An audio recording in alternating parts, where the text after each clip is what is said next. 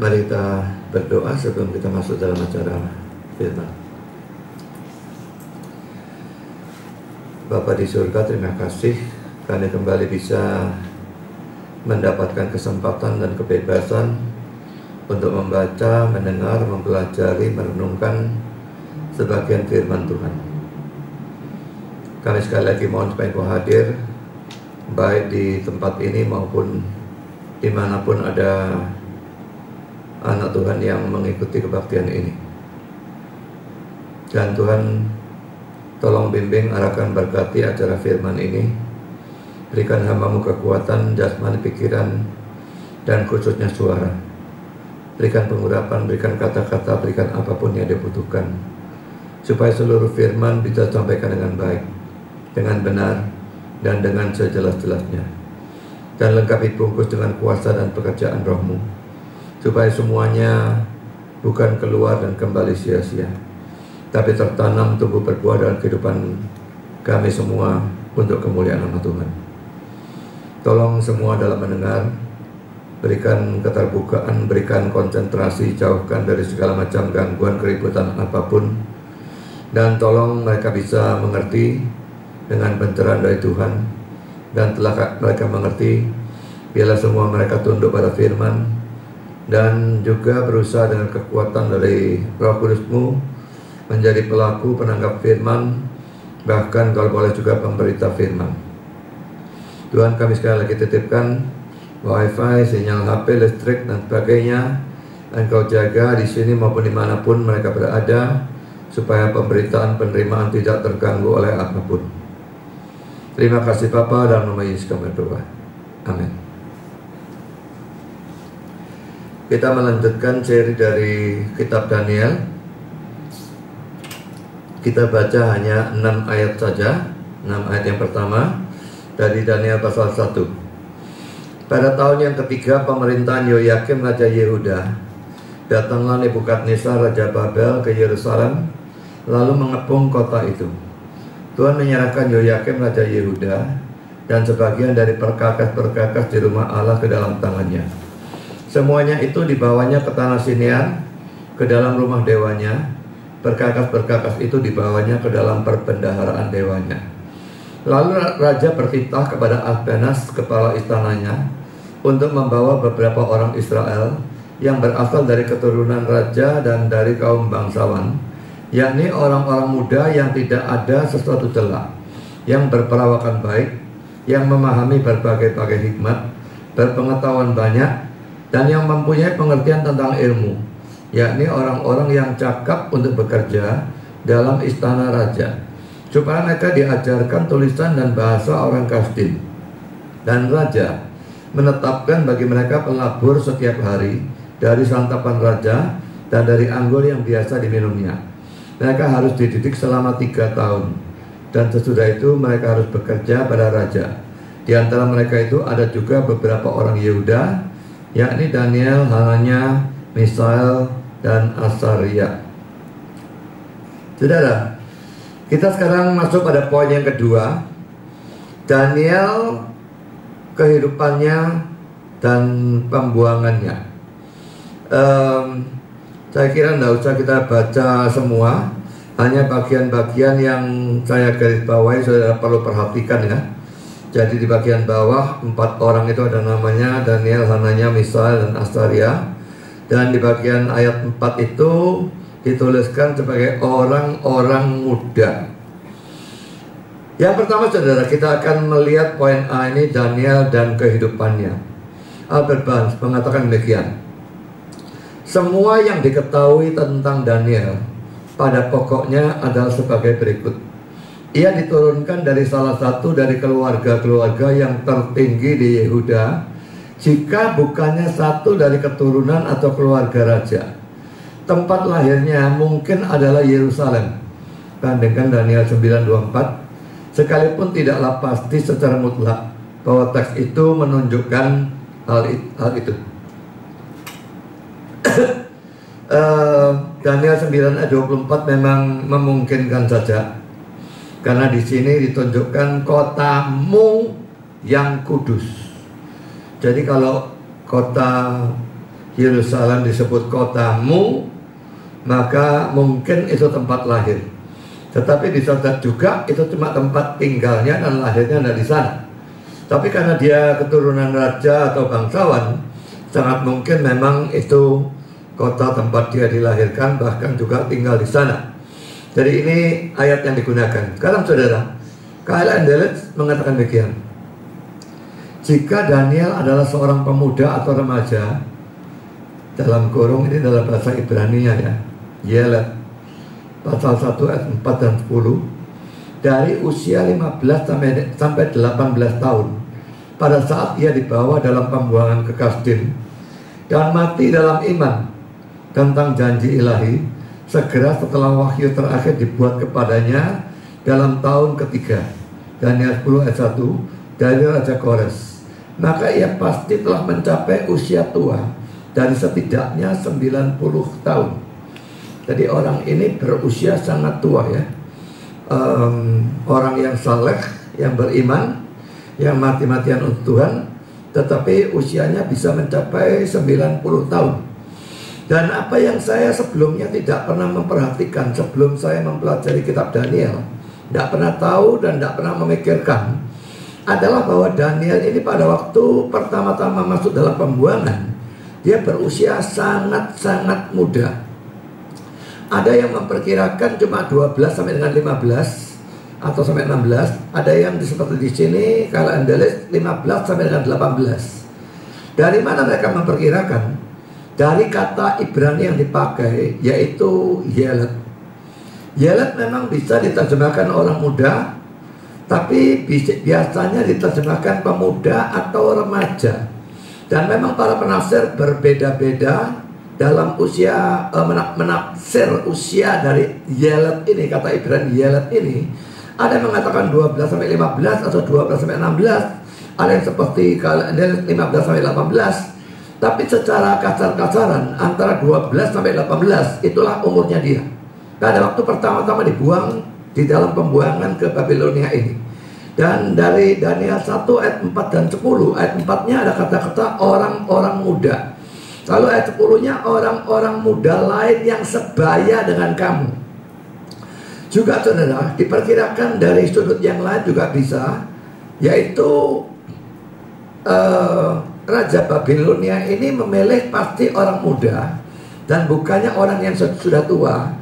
Karena mereka dipilih bukan hanya yang pintar, tapi juga yang perawakannya bagus dan sebagainya, yang mungkin ganteng dan macam-macam hal yang lain. Lalu mereka harus diajar bahasanya Babilonia dan sebagainya dan macam-macam hal yang lain, baru mereka boleh bekerja pada raja. Nah kalau orang tua diajar itu butuh waktu lebih lama. Dan lalu kalau misalnya sudah berhasil, orang tua, nah sebentar lagi mati dia. Tapi kalau orang muda, dia bisa berguna untuk jangka waktu yang lebih lama. Jadi saudara, dari hal-hal itu, maka ditafsirkan umur dia antara 12 sampai dengan 18 tahun, dan tidak akan berbeda jauh dari itu. Lalu saudara, sampai kapan? Dari Daniel 10 ayat 1 dikatakan pada tahun ketiga pemerintahan Kores Raja Persia, kita melihat Daniel masih mendapatkan firman. Berarti dia masih hidup. Kalau setelah ini sebentar lagi dia mati, maka dihitung-hitung oleh K.L. Delitzsch dia mencapai umur 90 tahun.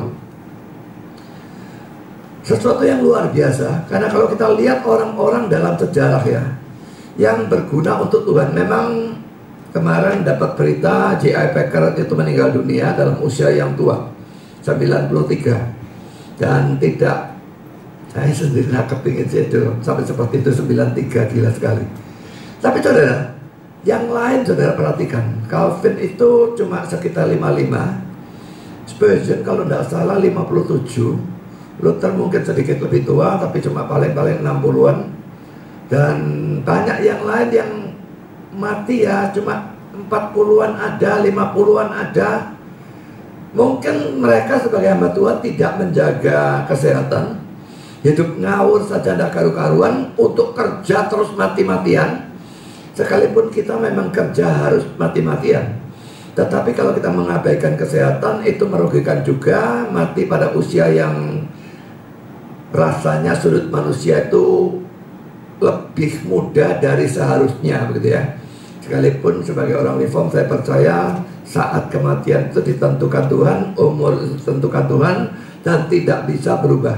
Tetapi saudara, kita semua mesti bertanggung jawab dan mesti hidup berdasarkan firman dan bukan berdasarkan rencana Allah yang tidak kita ketahui. Jadi semua pelayan Tuhan, sekalipun melayani mati-matian, harus memperhatikan istirahatnya, lalu makanannya, lalu olahraganya. Saya kira sangat jarang pendeta yang olahraga. Ya, saya termasuk salah satu dari yang jarang itu, dan berusaha mati-matian untuk olahraga. Nah, kalau kita sudah berusaha mati-matian dan tetap masuk saja seadanya penyakit dan akhirnya kita mati muda, ya sudah, mau diapakan? Setidaknya kita melakukan tanggung jawab dan kewajiban kita. Tapi kalau kita hidup secara salah dan kita mati muda, maka kita dipersalahkan atas hal itu. Sekarang saya lanjutkan saudara, kembali mempersoalkan umurnya ya, Albert Barnes. Usianya pada saat itu mustahil untuk ditentukan dengan akurat. Tetapi bukannya tidak mungkin bahwa itu adalah di sekitar 12 dan 15 tahun. Dalam Daniel 1 ayat 4, ia dan 3 teman-temannya disebut anak-anak Yeladim. Yeladim itu bentuk jamak dari Yelet tadi ya. Jadi bisa diterjemahkan anak memang ya. Lalu ini dia memberikan satu kutipan dari seorang yang namanya Stuart. Kata ini sebenarnya menunjuk masa dari usia kanak-kanak sampai dewasa, dan bisa diterjemahkan anak-anak, orang-orang muda, atau pemuda remaja. Ini dari Profesor Stuart tentang Daniel, halaman 373. Lalu Ignatius mengatakan bahwa Daniel berusia 12 tahun pada waktu ia pergi ke dalam pembuangan. Chrysostom mengatakan bahwa ia berusia 18 tahun. Semua ini tentu saja hanya semata-mata tebakan-tebakan atau tradisi-tradisi. Tetapi semua ini mungkin tidak jauh dari kebenaran. Usia seperti itulah pada mana orang-orang paling memungkinkan untuk dipilih untuk pelatihan yang ditunjukkan di sini. Jadi saudara, dia pasti usia sangat muda. Bukan saja dari sudut Raja Babel yang pasti ngambil orang muda untuk dididik, lebih cepat didiknya, bisa dipakai lebih lama. Tapi juga dari kata Yelet atau bentuk jamaknya Yeladim itu. Dan waktu saya pertama tahu mempelajari kitab Daniel, belajar pertama tahu bahwa dia itu berusia sangat muda, itu membuat saya luar biasa heran. Karena kalau kita melihat kitab Daniel ini, terlihat bahwa Daniel itu luar biasa saleh. Pada kali yang lalu kita sudah mempelajari, nanti kita akan lihat juga teksnya. Dia kayaknya disejajarkan dengan Nuh dan Ayub di dalam kesalehannya. Nuh, ya dia mencapai usia 900 lebih, 950 kalau nggak salah. Ayub mungkin 200 lebih. Tapi Daniel pada waktu di sini dia usianya sangat muda, remaja atau pemuda, tetapi pada usia semuda itu, dan dia hidup di dalam kerajaan yang sangat bejat. Saya maksudkan kerajaan Yehuda. Ya, itu zaman dia itu kerajaannya sangat bejat. Banyak penyembah berhala yang menyebabkan mereka lalu dihancurkan oleh Tuhan dan dibuang ke dalam pembuangan. Muda, hidup dalam lingkungan yang bejat, menyembah berhala, dan penyembah berhala biasanya pasti digabungkan dengan seks bebas yang tidak karu-karuan. Tapi dia bisa menjaga hidupnya sangat-sangat saleh. Itu betul-betul merupakan sesuatu yang luar biasa. Dan saudara, dari fakta ini saya hampir pasti orang tua Daniel mentaati perintah Tuhan yang menyuruh mereka untuk selalu mengajar anak-anak mereka firman Tuhan. Memang saudara, kalau kita lihat untuk bangsa Israel itu ditekankan luar biasa ya. Orang tua harus selalu menggunakan seadanya peristiwa, seadanya saat untuk mengajar mereka firman Tuhan. Sekalipun dalam Kristen sekarang juga ada anjuran seperti itu, tapi penekanannya saya kira berbeda luar biasa jauh ya. Mari kita melihat beberapa ayat ya. Saya tidak akan baca seluruhnya karena panjang-panjang. Keluaran 12 ayat 21 sampai dengan 27. Kalau saudara melihat ayat 21 sampai dengan 25, maka ini yang dibicarakan adalah urusan perjamuan Paskah. Ya, Paskahnya perjanjian lama untuk memperingati mereka keluar dari Mesir. Dan saat ini Paskah yang pertama sebetulnya. Dan ayat 26 yang mengatakan apa? Ini kan Paskah disuruh rayakan terus menerus ya, setiap tahunnya. Dan apabila anak-anakmu berkata kepadamu, apakah artinya ibadahmu ini? Maka haruslah kamu berkata, itulah korban Paskah bagi Tuhan, yang melewati rumah-rumah orang Israel di Mesir, ketika ia menulahi orang Mesir, tetapi menyelamatkan rumah-rumah kita. Jadi anak mesti ada keingintahuannya, sembelih binatang dan sebagainya, lalu makan roti yang tidak beragi dan macam-macam hal yang lain. Makanya pun biasanya duduk dengan cara yang aneh, ya. Saya sudah pernah jelaskan, saya tidak akan ulang di sini. Mereka masih tanya, kenapa kok ada upacara seperti ini, ada hari seperti ini? Mereka pasti tanya. Dan Tuhan sudah bilang, kalau tanya, jelaskan kepada mereka. Dan dengan dijelaskan, maka ini mengajar mereka sejak kecil tentang Tuhan yang membebaskan dari belenggu Mesir dan sebagainya. Lalu ulangan 6 ayat 6 sampai dengan 9. Apa yang kuperintahkan kepadamu pada hari ini, haruslah engkau perhatikan, haruslah engkau mengajarkannya berulang-ulang ke anakmu dan membicarakannya apabila engkau duduk di rumahmu, apabila engkau sedang dalam perjalanan, apabila engkau berbaring, dan apabila engkau bangun. Coba bayangkan ya, apabila engkau duduk di rumahmu. Ngomong-ngomong, sedang ajar firman Tuhan apa enggak kepada anak? Apabila engkau sedang dalam perjalanan, mau pergi ke mall dalam jalan, atau pergi keluar kota, ini waktu yang lama. Adakah orang tua Kristen yang mengajari anaknya firman Tuhan dalam perjalanan? Apabila engkau berbaring, mungkin tidurnya jajaran dengan anaknya. Apakah ada pada waktu sebelum tidur ngajari anaknya firman? Apabila engkau bangun, baru bangun kan repot mandi, repot ini, repot itu. Ini suruh ngajari anaknya firman. Ya. Lalu ayat 8-nya, haruslah juga engkau mengikatkannya sebagai tanda pada tanganmu, dan haruslah itu menjadi lambang di dahimu, dan haruslah engkau menuliskannya pada tiang pintu rumahmu dan pada pintu gerbangmu. Kalau dikatakan sak rumah itu suruh tulisi ayat-ayat firman Tuhan. Setiap kali anak itu melihat, dan melihat, dia setidaknya mendapatkan firman.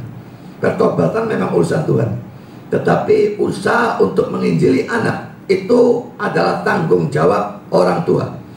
Lalu ulangan 6 ayat 20 sampai dengan 25. Apabila di kemudian hari anakmu bertanya kepadamu, apakah peringatan, ketetapan dan peraturan itu yang diperintahkan kepadamu oleh Tuhan Allah kita, maka haruslah engkau menjawab anakmu itu.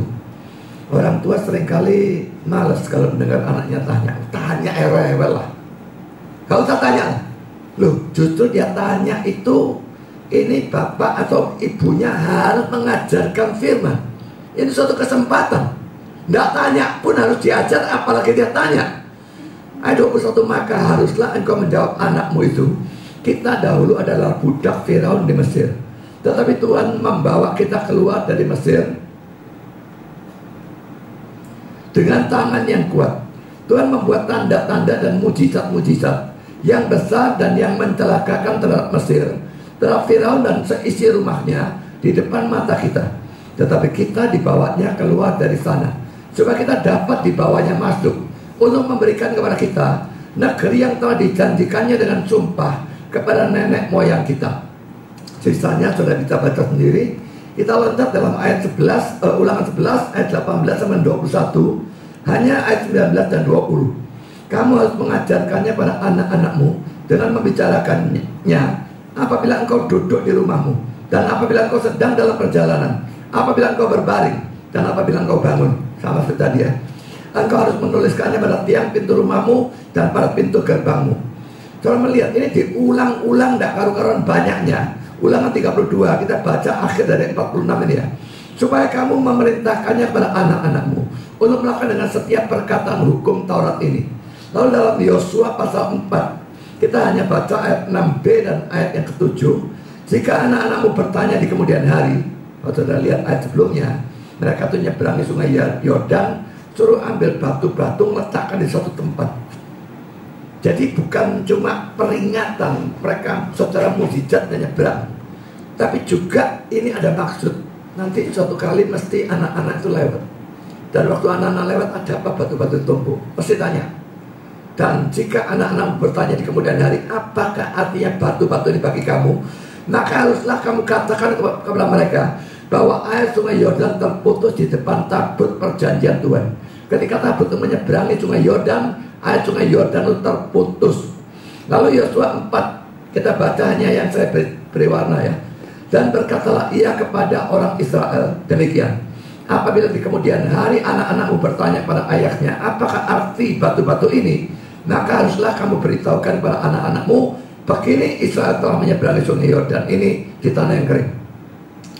Saudara, tadi yang ditekankan Allah melepaskan dari Mesir, berarti kasih Tuhan yang ditekankan, tapi menulai Mesir kemahakuasaannya, menghentikan sungai Yordan kemahakuasaannya.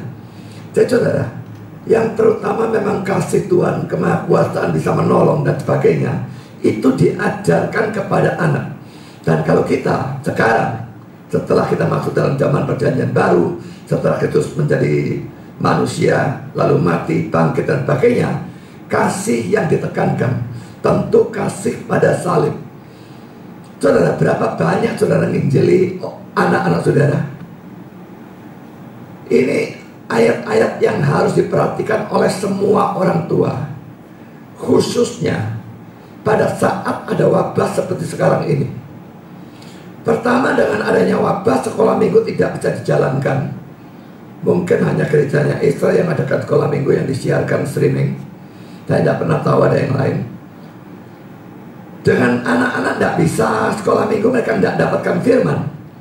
Maka sepenuhnya jadi tugas orang tua untuk mengajarkan anak itu firman Tuhan.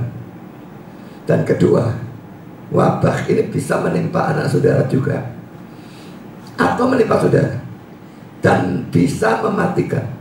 Atau anak saudara mati dan dia masuk dalam kekekalan tanpa Injil, atau saudara yang mati sehingga saudara tidak lagi bisa menginjili dia. Jadi masa wabah ini harusnya menjadi saat-saat kumpul di rumah. Sangat banyak waktu yang bisa saudara gunakan untuk memberitakan Injil kepada anak-anak saudara.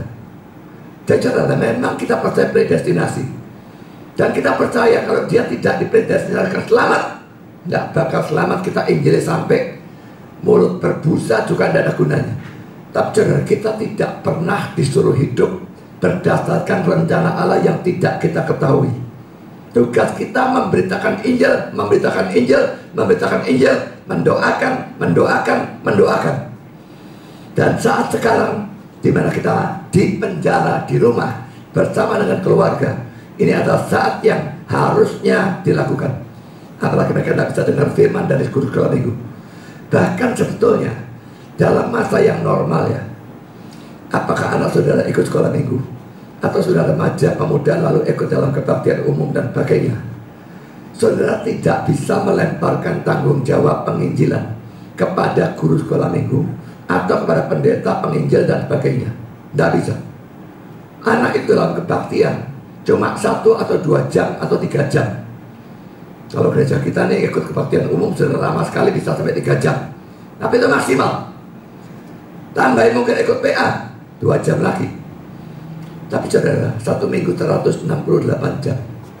Lalu yang 160 jam lebih itu siapa yang ngajar dia? Dia lebih lama jauh bersama dengan keluarganya daripada bersama dengan guru sekolah minggu atau pendeta. Karena itu tetap merupakan tanggung jawab dari orang tua dan keluarga nginjili anak-anaknya. Mau kalian lakukan? Atau saudara tidak peduli kalau anak saudara masuk neraka? Kebanyakan orang tua hanya memberikan anak-anak mereka HP supaya mereka tidak merepotkan. Kalau tidak dikasih HP, wah ublek saja, nuakal. Kalau kasih HP, diam.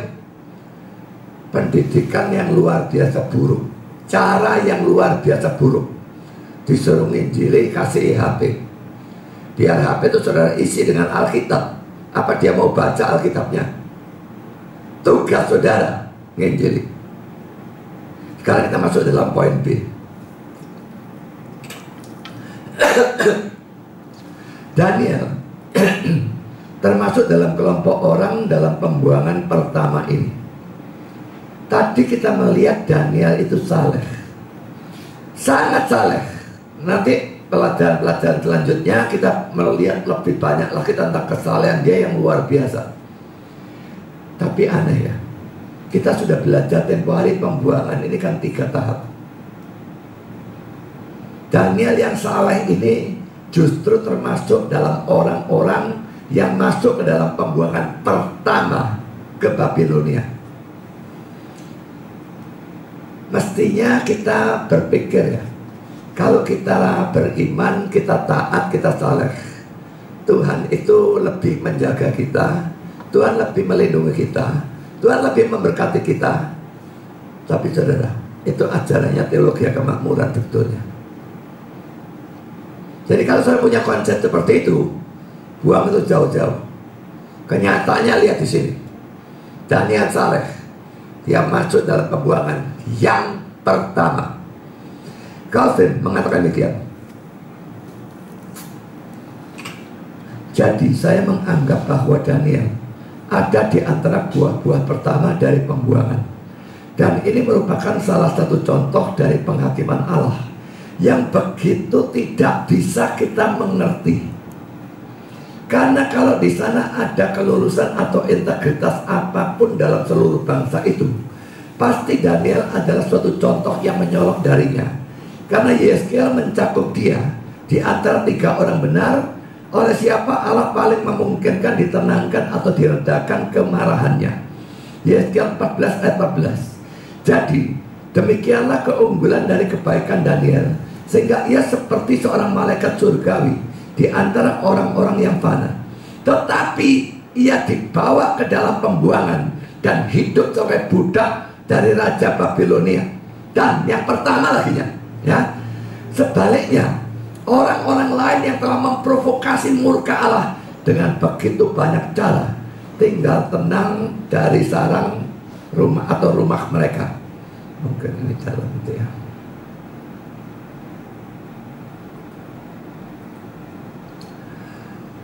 Tuhan tidak menyingkirkan mereka dari negara mereka dan dari warisan itu, yang merupakan suatu tanda dan jaminan dari pengadopsian mereka.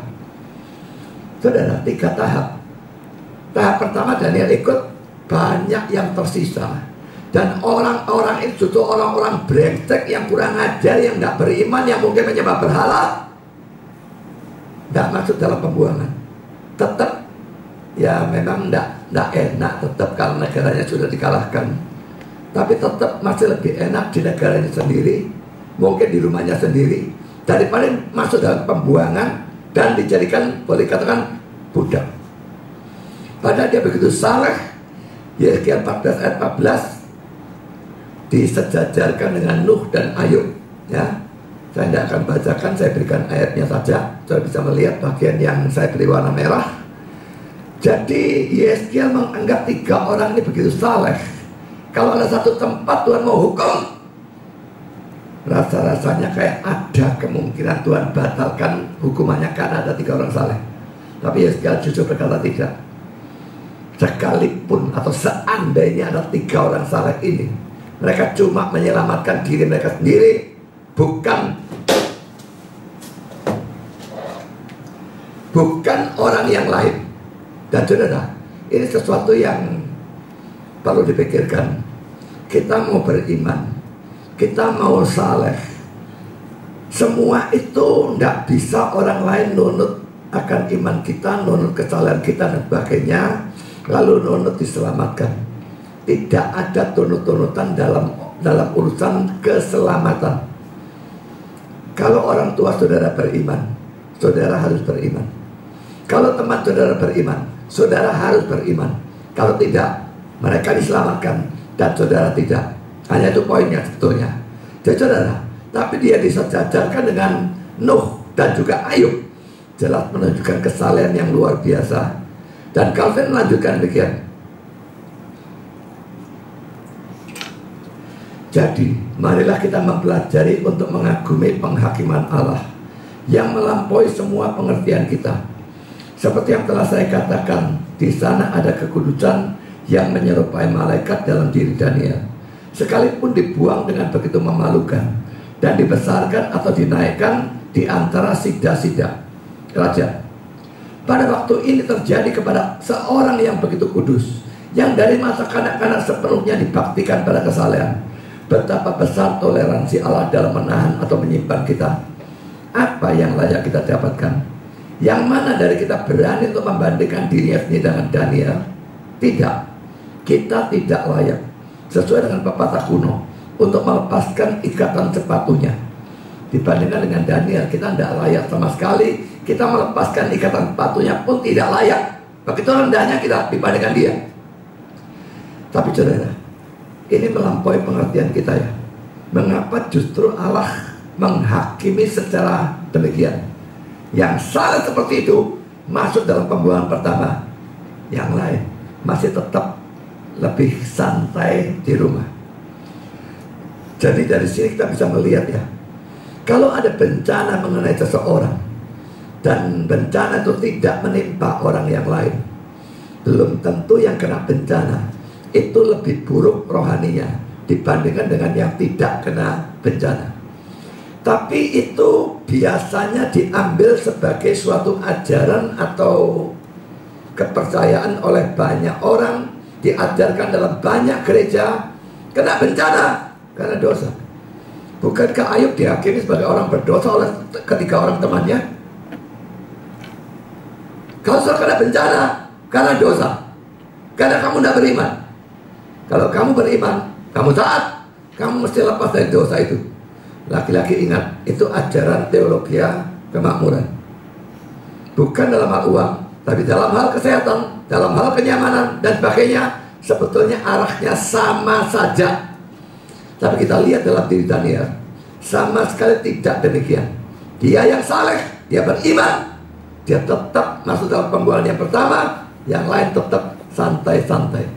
Jadi kalau dalam masa wabah ini, saudara adalah orang beriman dan saudara adalah orang yang taat, yang melayani Tuhan, jangan pikirkan, karena itu aku tidak mungkin kena wabah ini.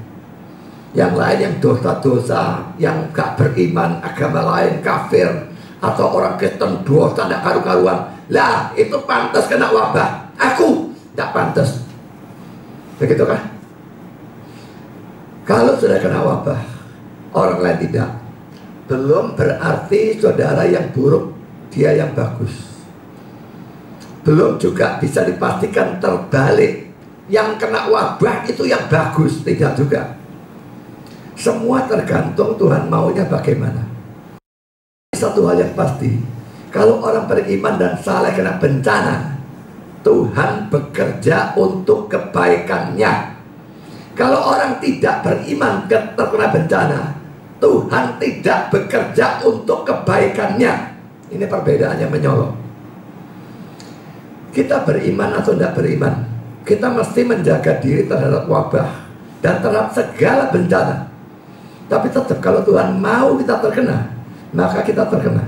Dan kalau kita terkena, kita tidak bisa mengerti bagaimanapun. Kita tetap harus percaya Dia akan menghasilkan kebaikan dari bencana tersebut kalau kita memang anak Tuhan. Kalau saya lanjutkan The Bible Exposition Commentary,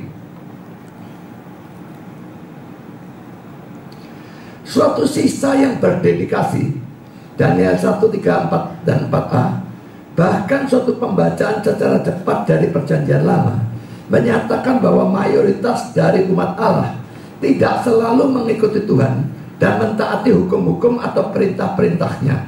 Selalu ada sisa yang setia di dalam bangsa Yahudi yang telah datang melalui ujian-ujian dan penghakiman-penghakiman untuk memelihara perjanjian ilahi dan membuat suatu permulaan yang baru. Nabi Yesaya menamakan salah satu anak laki-lakinya Hyar Yashub, yang berarti suatu sisa akan kembali.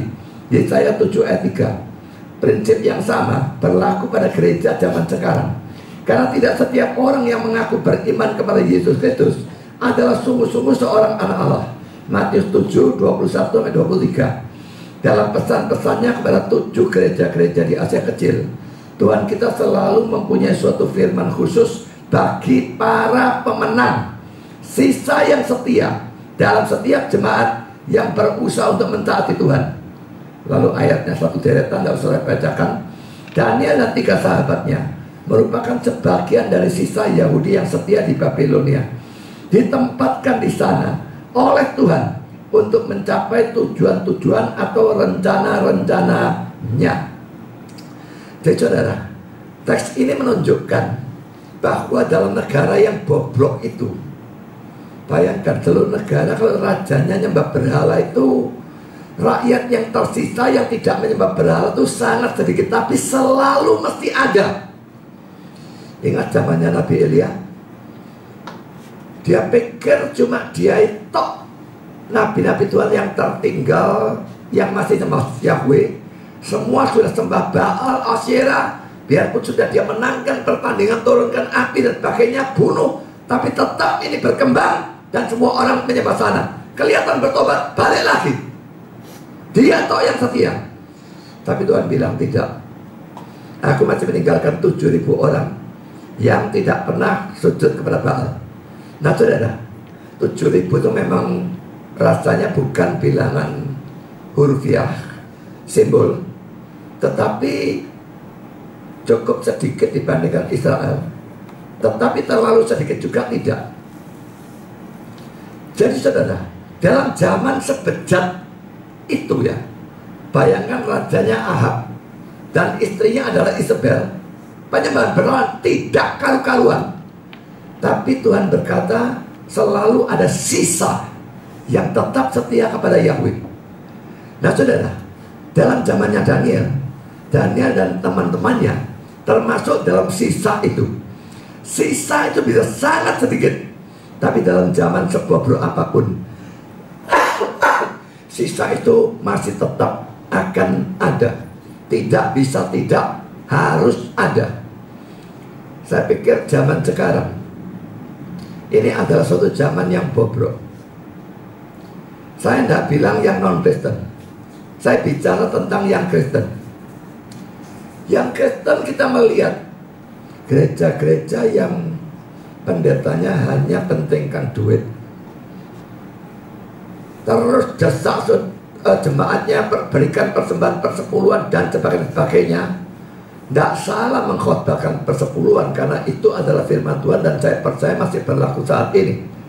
Tapi terus-menerus mendesak seperti itu, jelas dia adalah pendeta yang mengutamakan duit, perlu hanya duitnya. Kalau bisa jemaatnya dirok habis-habisan, kuras semua. Mau salah bangkrut peduli amat, pokoknya aku jadi kaya. Saya tidak ngerti orang-orang bodoh itu masih tetap mau ada di gereja model semacam demikian. Ini hanya dibodohi saja. Kok ya mau-maunya tetap ada di gereja seperti itu, seakan-akan tidak ada gereja lain. Dan kalau gereja itu bukan teologi kemakmuran, gereja itu juga bisa sesat dalam hal-hal tertentu yang macam-macam hal. Lihat satu persatu gereja-gereja ini masuk satu persatu. Rasanya firman Tuhan itu sukar sekali dicari. Dulu waktu saya sekolah teologi, sebelum sekolah teologi 7 tahun saya di Malang dan melakukan pelayanan full time betulnya tanpa bayaran, karena itu cuma suatu masa pelatihannya. Pada waktu 7 tahun selesai dan saya mau berangkat, majelisnya dengan pendeta ngajak saya ketemu dan mereka mengevaluasi saya selama 7 tahun.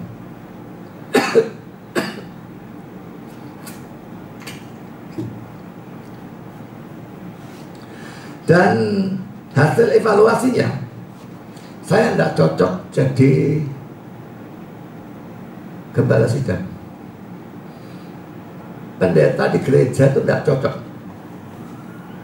Lalu dianjurkannya saya jadi hamba Tuhan dalam bentuk dosen, ngajar di sekolah teologi. Dan saya sendiri setuju dengan kata-kata mereka. Jadi pada waktu sekolah teologi, pemikiran saya pulangnya nanti jadi dosen saja. Lalu kalau hari Minggu khotbah di gereja-gereja, ya membetulkan gereja-gereja, tapi saya tetap di luar gereja. Tapi saudara, dalam beberapa bulan saya setelah pulang, waktu pertama pulang itu kan masih nganggur saudara ya. Jadi kalau saya diundang minggu depan ke gereja tertentu untuk khotbah, minggu sebelumnya saya datang ke gereja itu sebagai jemaat. Saya mau lihat gereja ini khotbahnya bagaimana, jemaatnya bagaimana. Dan saya keliling-keliling. Saya melihat Surabaya pada saat itu, rasanya saya tidak menemukan gereja yang ada Injil ataupun ada firman Tuhan. Dan kalaupun ada, Injilnya sangat sedikit, pengajarannya sangat sedikit. Dan karena itu saya terdorong untuk membuat gereja sendiri. Tidak peduli saya tidak punya karunia penggembalaan, tapi saya terdorong dan saya tahu saya punya karunia untuk nginjil, untuk khotbah, untuk ngajar. Saya tahu saya punya. Jadi saya mau mendirikan gereja yang penekanannya adalah penginjilan dan pengajaran. Yang lain-lain tidak usah. Dari semula saya tahu saya tidak punya karunia dalam hal-hal itu, kayak besuk lah, apa-apa macam-macam organisasi saya paling benci. Tapi penekanan saya pada penginjilan dan pengajaran, mati-matian saya lakukan. Dan saya kepingin. Saya tahu, saya mereformasi gereja dari luar, tidak mungkin. Yang terjadi gegeran saudara. Saya khotbahkan, saya keras, walang, ngamuk saudara. Itu di gereja saya sendiri. Dan ngamuk. Waktu itu pemuda remaja, mereka lapor ke majelis. Saya dipanggil menghadapi 2 pendeta dan majelis dan wakil dari pemuda remaja. Saya tidak mau mundur belas. Saya debat mereka habis-habisan. Dan bungkam semua, tidak bisa ngomong. 1 lawan berapa banyak orang, tidak ada 1 yang bisa ngomong. Karena mereka mencela saya, dianggap saya terlalu keras. Saya katakan Yesus tidak keras, Yohanes Pembaptis tidak keras, Paulus tidak keras, Stefanus tidak keras. Saya tunjukkan ayat-ayatnya. Tutup mulut, mereka tidak bisa jawab sama sekali. Tapi dari saat itu saya tahu tidak bisa mereformasi gereja dari luar. Saya khotbah 1 kali, orang lain semua khotbah 10 kali, sesat tidak karu-karuan. Saya khotbah sekali, orang lain sesat 10 kali. Mana bisa? Harus dirikan sendiri. Lalu pada saat itu Leo Sutanto juga punya pikiran yang sama. Tuhan atur rupanya. Jika dia ajak, mau dirikan gereja, oke mau. Langsung dari mikir, mau. Dan lalu menjadi mimbar reform Injil itu, ya. Dan akhirnya keluar dari sana, dirikan lagi. Keluar dari yang satu lagi, dirikan lagi. Jadi entah bagaimana, biarpun menurut penilaian manusia saya tidak cocok untuk jadi gembala sidang, tapi rasanya Tuhan dorong terus untuk pelayanan gereja dan bukannya sekolah teologi. Sekalipun ada juga dari dosen teologi, tetapi tidak full time. Tidak pernah full time-nya selalu adalah gereja. Nah jadi saudara, pada saat itu masih tahun 88, 89, 90, saya sudah sangat melihat Surabaya ini gimana tuh gereja-gerejanya. Orang-orang yang lulus dari sekolah teologi yang Injili atau yang masih sekolah di sana, saya dengarkan khotbahnya. Ini khotbah saya afkir, saya pasti tidak pakai orang model seperti ini. Jadi begitu banyak hal-hal yang luar biasa buruknya dalam gereja-gereja. Kalau zaman itu saja, itu sudah 30 tahun yang lalu lebih. Sekarang mungkin kebrobrokannya tambah parah. Saudara, tidak peduli gereja lain mau bagaimana, saya mau gereja ini tetap menjadi sisa seperti yang dibicarakan oleh penafsir ini. Mau semua tidak karu-karuan, mayoritas tidak karu-karuan, selalu tetap Tuhan meninggalkan satu sisa yang setia kepada Dia. Dan saya berharap saudara mau menjadi sisa itu. Kalau sisa itu berarti kita minoritas. Dan minoritas ini bahkan dalam kalangan Kristen. Dan kalau minoritas tidak disenangi orang. Dan orang Kristen tidak disenangi sesama rekan hamba Tuhan. Tidak peduli. Kita berusaha hidup dan melayani untuk menyenangkan Tuhan kita, dan bukan orang. Kalau kita bisa menyenangkan dua-dua, oke. Tapi kalau harus pilih salah satu, kita melayani, menyenangkan Tuhan. Kalau mau tidak menyenangkan orang, saya tidak ambil pusing orang yang mau marah. Jadi saudara, kalau saudara belajar firman dan saudara juga lihat ya, main Facebook dan sebagainya, atau masuk ke gereja-gereja dan sebagainya, dengarkan rekaman khotbah gereja-gereja lain dan sebagainya, tapi kita melihat bahwa betul-betul masa ini masa yang luar biasa buruk. Kelihatannya kalau Indonesia dibandingkan dengan negara seperti Taiwan atau Jepang, maka persentase dari Kristennya Indonesia ini jauh lebih banyak. Tapi saudara, Kristen yang bagaimana?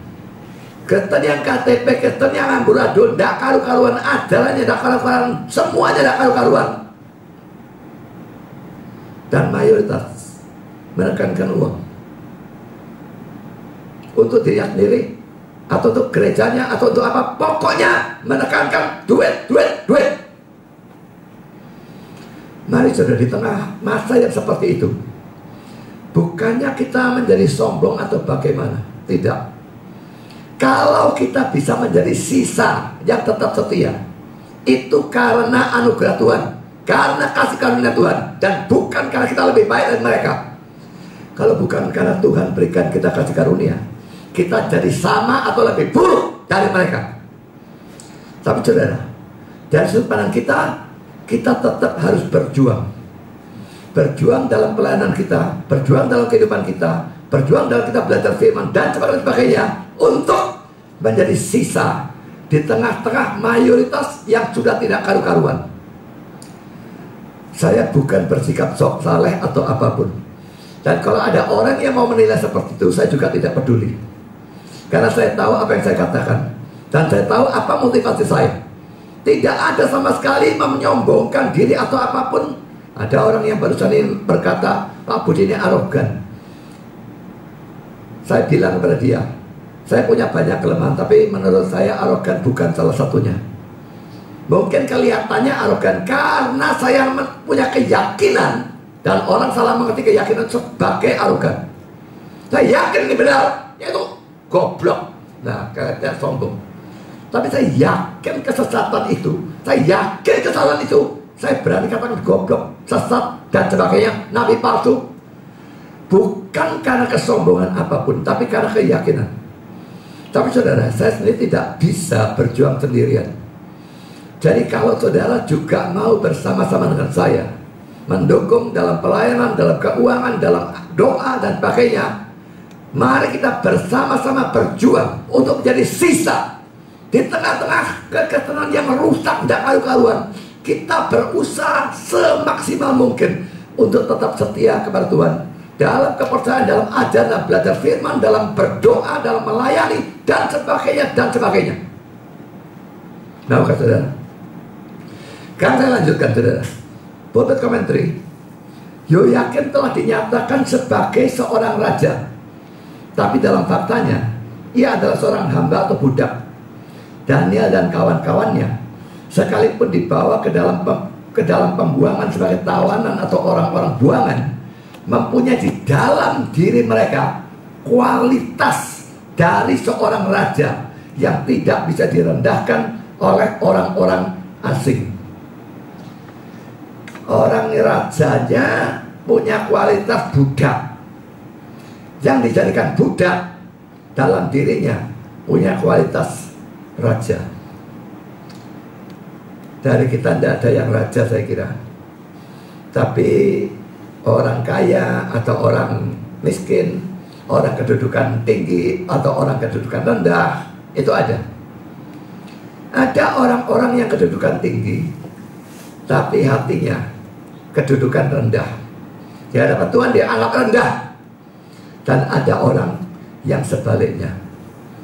Saudara, jangan terlalu peduli, tapi pedulilah pandangan Tuhan. Kalau bisa orang maupun Tuhan anggap kita bagus, ya berusaha untuk itu. Tapi seringkali tidak bisa. Atau Tuhan anggap bagus dan orang anggap jelek, atau sebaliknya. Dan kalau itu pilihannya, pilihlah pokok Tuhan anggap aku bagus, dia berkenan kepadaku. Tidak peduli seluruh dunia berapa miliar orang memusuhi aku dan anggap aku jelek, go to hell, persetan dengan mereka. Saya lanjutkan ke saudara nomor 3. Daniel dan kawan-kawannya harus dilatih atau diajar untuk bisa bekerja kepada raja. Kita lihat di dalam ayat 3 sampai dengan ayat 5.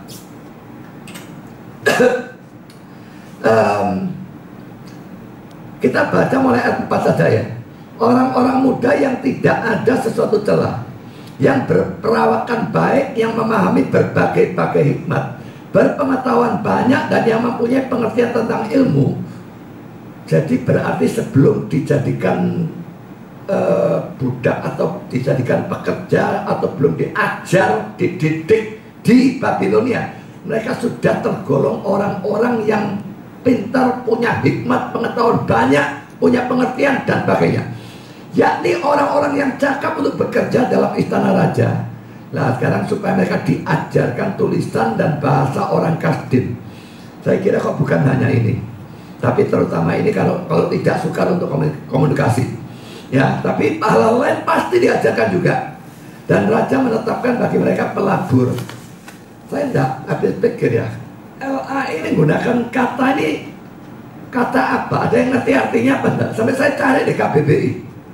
Saya tidak pernah dengar kata pelabur itu kecuali di sini. Dan saya cari di KBBI. Artinya makanan, tidak lucu lah. Lalu kenapa pakai istilah pelabur yang tidak pernah ada orang pernah dengar? Kenapa terjemahkan seperti ini? Saya tidak habis pikir. Artinya makanan. Jadi raja menetapkan bagi mereka makanan setiap hari dari santapan raja dan dari anggur yang biasa diminumnya. Mereka harus dididik selama 3 tahun. Dan sesudah itu mereka harus bekerja pada raja. Saudara, poin A, hal yang bisa kita dapatkan dari hal ini, saudara. Nebukadnezar, raja Babilonia ini adalah seorang raja yang pikirannya maju. Dia bukan orang yang fanatik dalam urusan agama, kebangsaan, dan sebagainya. Yang kerja sama aku harus sebangsa, yang kerja sama aku harus orang yang seagama. Tidak. Dia berpikiran maju, bukan picik model seperti itu. Dia mau menggunakan orang-orang yang memang berkualitas. Sekalipun orang-orang ini 3 atau 4 orang ini mempunyai agama dan kebangsaan yang berbeda dengan dia. Ini raja yang pikiran maju, saudara. Sekarang sudah bandingkan dengan kasusnya Ahok di Indonesia tempoh hari. Sampai sekarang mungkin, dan sampai kapanpun saya tidak tahu. Dia jelas reputasi pekerjaannya sudah tidak usah diragukan. Jakarta jadi begitu berubah pada waktu dia jadi gubernur. Hanya karena masalah etnis dan juga agama, dan dianggap melakukan pelecehan terhadap agama Islam dan sebagainya. Bukan saja dia kalah pemilihan gubernur, tetapi juga dia dimasukkan penjara. Dan yang jadi gubernur pokoknya agamanya sama, padahal sukunya juga gak sama.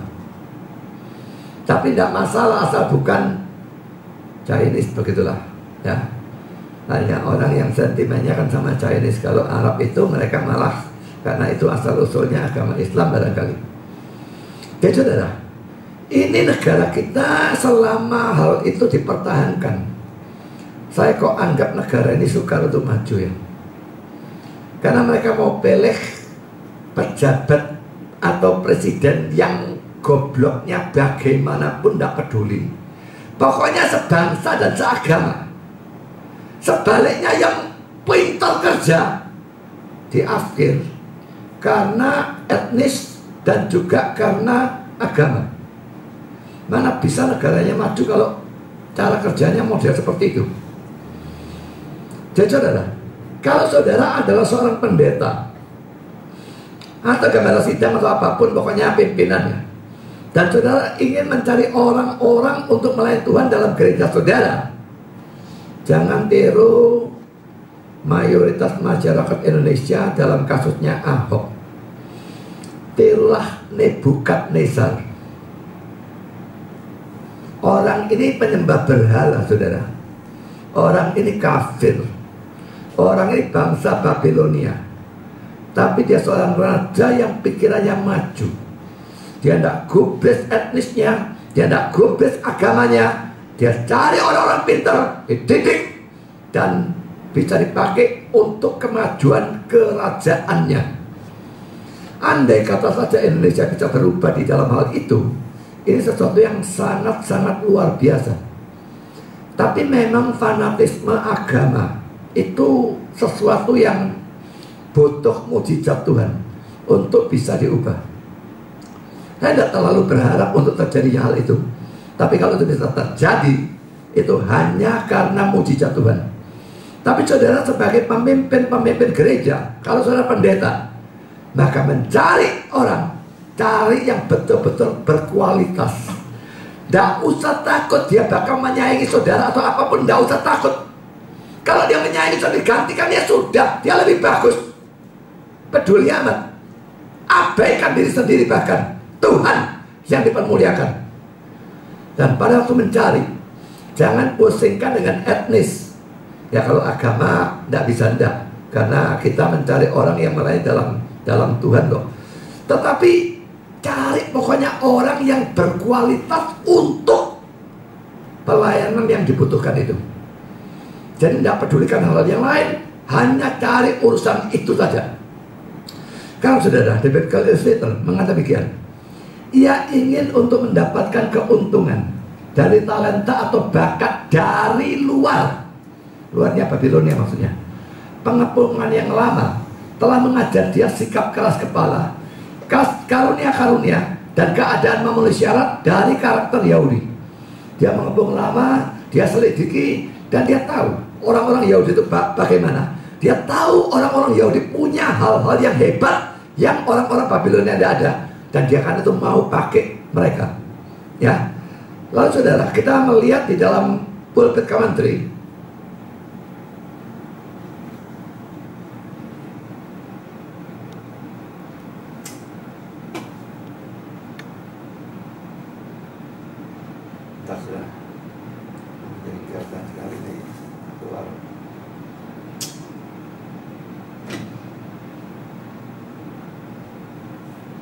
dan ini punya saya hilang, tak ngerti siapa akan ini.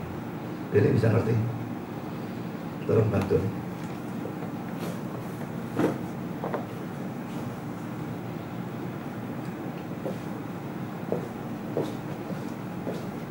Disuruh restart untuk update, tak klik apa terus keluar ini.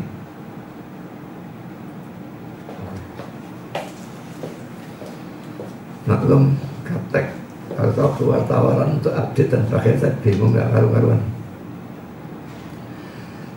Pulpit commentary mengatakan demikian. 1. Itu merupakan suatu politik yang bercirikan hikmat, yang melihat jauh ke depan.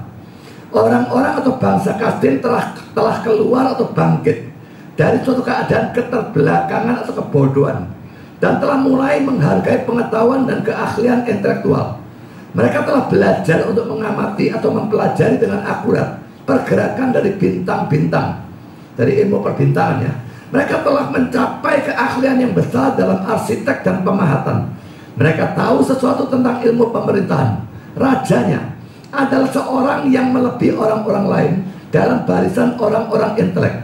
Ia tahu bahwa dalam banyak hal orang-orang Ibrani, Yahudi maksudnya, melampaui orang-orang sebangsanya dalam pertanian, dalam musik instrumen, dalam penyusunan sejarah, dan khususnya dalam kepemilikan dari karunia nubuat. Orang-orang Ibrani menguasainya. Sadar bahwa kemenangan-kemenangan dari ilmu pengetahuan yang bersifat damai adalah lebih mulia dan lebih bertahan daripada kemenangan-kemenangan yang bersifat peperangan. Nebukadnezar berusaha untuk memperkuat dan memperindah pemerintahannya dengan semua pembelajaran dan talenta atau bakat yang bisa ia dapatkan. Jadi saudara, mereka punya banyak hal sudah, tapi tetap semua negara ada kekurangannya. Dan mereka melihat orang-orang Yahudi punya kelebihan-kelebihan tertentu, dia mau pakai. Dan selalu kita mesti mau melakukan hal yang semacam demikian. Kalau kita hanya mau pakai golongan kita sendiri dan pakainya, itu adalah pikiran picik yang menyebabkan tidak bisa maju. Sekarang kita masuk dalam poin B, saudara. Orang yang diserai tugas untuk mengajar Daniel dan kawan-kawannya bernama Aspenas, kepala istana Nebukadnezar. Kita baca ayat 3 sekali lagi. Lalu raja bertitah kepada Aspenas, kepala istananya, untuk membawa dan sebagainya. Saudara, terjemahan kita kepala istananya ya. King James, pimpinan dari sida-sidanya. RSD, kepala sida-sida. NIV, kepala dari pejabat-pejabat istananya. NASB, kepala dari pejabat-pejabatnya. Jadi NIV dan NASB sama dengan Indonesia, tapi King James dan RSD menggunakan kata pimpinan atau kepala sida-sida. Sida-sida itu adalah orang yang biasanya jaga haremnya raja. Raja punya harem, istri gondek banyak, yang jaga lah, yang jaga lagi. Nanti supaya tidak sampai pagar makan tanaman, maka yang jaganya dikebiri. Dan itulah yang biasanya disebut dengan istilah sida-sida. Dan terjemahan sida-sida dalam King James dan RSV ini menyebabkan ada orang-orang yang beranggapan karena Aspenasnya ini sida-sida, maka Daniel dan kawan-kawannya juga menjadi sida-sida, dalam arti mereka juga dikebiri. Tetapi saudara, sebetulnya tidak ada keharusan menafsirkan atau menerjemahkan seperti itu. Saya akan berikan komentar dari Carl Ederich. Saris itu kata yang diterjemahkan sida-sida tadi ya.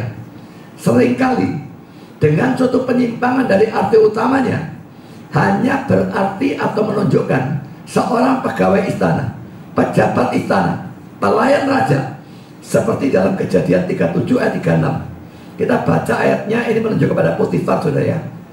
Kejadian 37 ayat 36.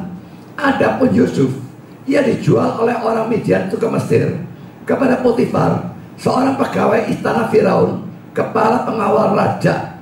Pegawai istana yang saya garis bawah itu ya. Dalam terjemahan King James diterjemahkan officer, pejabat. Dan kata officer atau diterjemahkan pegawai istana dalam LAI dalam Kejadian 37 ayat 36 ini menggunakan kata Ibrani yang sama dengan ayat 3 dalam Daniel tadi, yaitu kata Ibrani saris. Dan dalam ayat ini kata saris itu menunjuk pada Potifar, yang jelas bukan sida-sida karena dia punya istri. Orang tetap bisa ngeyel, oh sida-sida, makanya istrinya tidak bisa dipuasin, dia cari si Yusuf. Tapi itu tidak mungkin ya. Dia bukan sida-sida. Tidak ada penafsiran model semacam demikian. Saudara, sekarang The Bible Exclusion Commentary mengatakan demikian. Karena Aspenas disebut tuan dari sida-sida, sebagian atau beberapa orang telah menyimpulkan bahwa keempat anak-anak laki-laki Yahudi itu dijadikan sida-sida. Tetapi itu mungkin merupakan suatu kesimpulan yang salah. Mula-mula istilah sida-sida Ibrani saris menunjuk kepada seorang pelayan yang telah dikebiri, sehingga ia bisa melayani harem raja. Tapi gelar itu secara bertahap diterapkan kepada pejabat penting manapun dari istana. Kata itu diterapkan kepada Potifar dan ia menikah. Kejadian 37-36. Hukum Taurat Yahudi melarang pengebirian. Ulangan 23 ayat 1. Sehingga sukar untuk dipercaya bahwa keempat anak laki-laki Ibrani yang setia, yang menentang tradisi atau kebiasaan Babilonia dalam setiap cara yang lain, mau tunduk kepadanya. Saudara, Ulangan 23 ayat 1 itu orang yang hancur buah belirnya atau yang terpotong kemaluannya, janganlah masuk jemaat Tuhan. Saudara, kalau ayat ini memang tidak ada larangan secara eksplisit ya, tapi adanya larangan ini jelas membuat orang tidak mau dikebiri. Kalau dia dikebiri, maka dia tidak bisa masuk jemaat Tuhan. Jadi terus terang penerapannya dalam zaman sekarang bagaimana saya tidak tahu, saya tidak pernah mempelajari ayat ini. Tapi ayat ini jelas menunjukkan tidak mungkin ada orang Yahudi mau dikebiri. Dan Daniel dan kawan-kawannya orang yang beriman dan sangat taat, rasanya mereka mau dikebiri itu mustahil. Sekarang poin C, Daniel dan kawan-kawannya adalah orang-orang yang sangat pintar. The Bible Exposition Commentary, orang-orang muda ini superior dalam segala hal. Yang paling gemilang dan terbaik dipersiapkan oleh Allah untuk suatu pelayanan strategis jauh dari rumah. Mereka tampan, sehat, pandai, dan berbakat. Mereka termasuk dalam suku Yehuda. Daniel 1 ayat 6. Dan dilahirkan dalam keluarga kerajaan. Ayat 3. Dalam semua arti, mereka adalah yang terbaik dan yang orang-orang Yahudi bisa tawarkan. Dan saudara, orang-orang ini luar biasa bagus, luar biasa pintar. Tuhan memakai. Jadi dari fakta dalam kitab Daniel ini, di mana Tuhan mau memakai 4 orang ini, itu menunjukkan bahwa Tuhan tidak selalu memilih orang bodoh. Karena itu hati-hati pada waktu melihat Yesus pilih rasul-rasul, yang dipilih nelayan-nelayan, orang gak berpendidikan, gak terpelajar. Dia memang mau dan bisa pakai yang seperti itu, tapi tidak berarti tidak mau pakai yang pintar. Mari kita melihat 1 Korintus 1 25 sampai dengan 29. Sebab yang lebih besar hikmatnya daripada manusia, dan yang lemah dari Allah lebih kuat daripada manusia. Ingat saja saudara-saudara, bagaimana keadaan kamu ketika kamu dipanggil. Menurut ukuran manusia, tidak banyak orang yang bijak, tidak banyak orang yang berpengaruh, tidak banyak orang yang terpandang. Tetapi apa yang bodoh bagi dunia, dipilih Allah untuk memalukan orang-orang yang berhikmat. Dan apa yang lemah bagi dunia, dipilih Allah untuk memalukan apa yang kuat. Dan apa yang tidak terpandang dan yang hina bagi dunia, dipilih Allah. Bahkan apa yang tidak berarti, dipilih Allah untuk meniadakan apa yang berarti. Supaya, ini semua tujuannya, kalau dia pilih yang bodoh dan sebagainya, supaya jangan ada seorang manusia pun yang memegahkan diri di hadapan Allah. Jadi Tuhan sering pakai orang bodoh karena alasan ini. Kalau orang pintar dipakai, lalu berhasil, oh dia berhasil karena dia pintar, orangnya yang dimuliakan. Tapi kalau orang bodoh dipakai oleh Tuhan dan berhasil luar biasa, orang tidak akan katakan dia bodoh makanya berhasil. Itu tidak masuk akal, saudara. Jadi karena itu Tuhan pakai nelayan dan sebagainya, orang-orang yang tidak terpelajar. Dan dengan 11 orang itu tambah orang-orang yang lain, dia menggoncangkan seluruh dunia. Orang tidak bisa tidak akan melihat Tuhan yang bekerja. Orang-orang itu tidak ada apa-apanya kok. Mari kita lihat Kisah Rasul 4 ayat 13. Ketika sidang itu melihat keberanian Petrus dan Yohanes dan mengetahui bahwa keduanya orang biasa yang tidak terpelajar, heranlah mereka. Dan mereka mengenal keduanya sebagai pengikut Yesus. Jadi saudara, adanya ayat-ayat ini ya membuat kita tuh harus berhati-hati. Karena kita harus membandingkan selalu ayat dengan ayat, semua yang ada hubungannya Jangan dari ayat-ayat ini, oh Tuhan cuma mau pakai orang goblok. Jadi semua sekolah teologi berikan tes IQ kepada orang yang mau masuk. Kalau IQ-nya 100 ke atas, ditolak. 70, 60 tambah bagus, 50 diterima, langsung diluluskan barangkali. Ini sekolah teologi harusnya masuk rumah sakit jiwa. Saudara, kita melihat Tuhan juga memakai Paulus yang adalah orang yang pandai dan terpelajar. Dan juga Daniel di sini dan kawan-kawan adalah orang-orang terbaik yang bisa didapatkan. Dan Tuhan memakai mereka. Sekarang mari kita lihat komentar dari Albert Barnes. Dan pandai dalam pengetahuan. Kata pandai itu dalam King James diterjemahkan cunning ya. Dan cunning itu biasanya berarti pandai dalam arti yang negatif. Jadi cerdik atau licik ya. Nah tapi Albert Barnes setuju dengan arti itu. Itu selalu digunakan dalam suatu arti yang baik. Berarti pandai, ahli, berpengalaman, diajar dengan baik. Lalu dia suruh bandingkan dengan sederetan ayat. Saya tidak akan berikan ayatnya karena waktu kita yang terbatas. Saudara bisa lihat sendiri. Sekarang saudara, kita melihat poin D. Mereka sudah pinter kan ya. Tapi saudara, sebelum mereka bekerja pada raja, tetap mereka harus diajar lebih dulu. Di dalam ayat 4 dikatakan supaya mereka diajarkan tulisan dan bahasa orang Kasdim.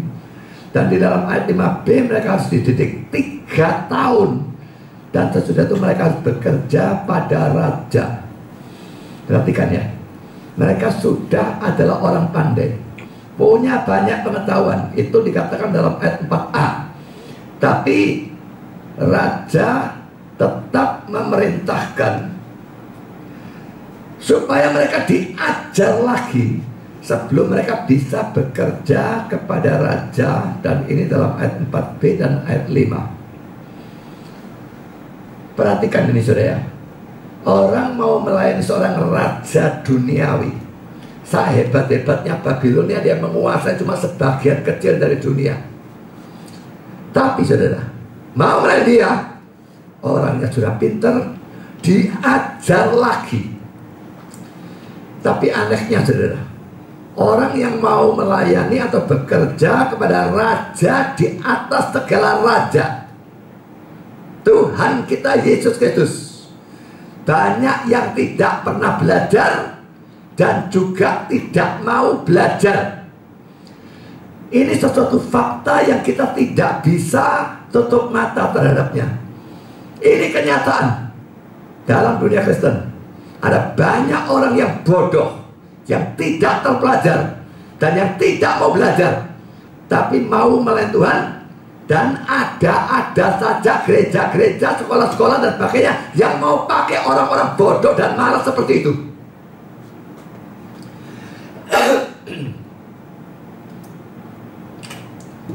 Khususnya kalau orang dari agama lain bertobat, wah langsung suruh kesaksian, lalu tanpa sekolah jadikan pendeta. Bagus sekali. Maka ajarannya dia amburadul, tidak karu-karuan. Yang model seperti itu saya tidak melihat satu pun rasanya yang ajarannya bagus.